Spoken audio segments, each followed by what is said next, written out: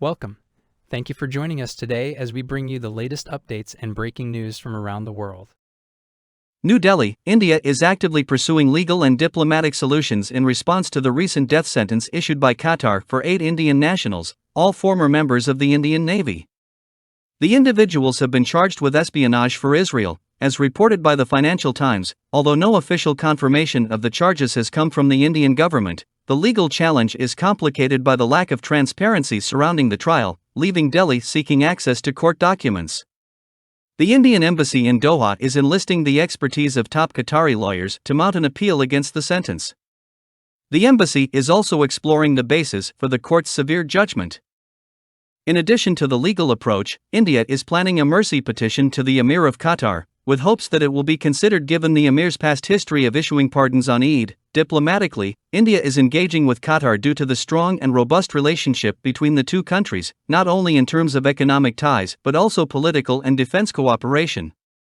The diplomatic challenge arises from the timing of the verdict, which coincides with heightened political sensitivities regarding espionage for Israel in the Arab world. India also enjoys a significant Indian expatriate community in Qatar, which is seen as law-abiding and influential.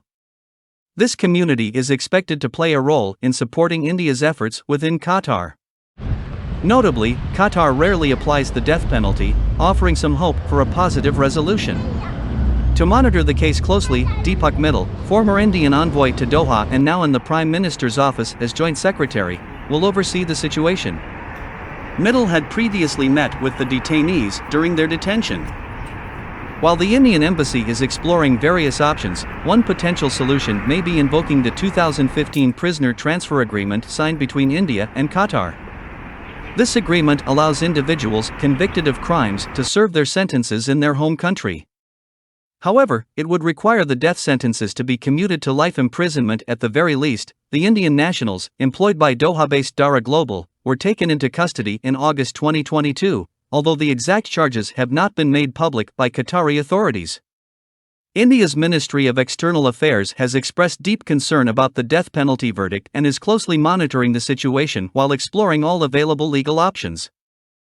The ministry is also providing consular and legal assistance to the affected Indians while respecting the confidential nature of the proceedings. The situation is evolving, and India is actively engaged in pursuing all possible avenues to secure a favorable outcome for its nationals facing the death penalty in Qatar.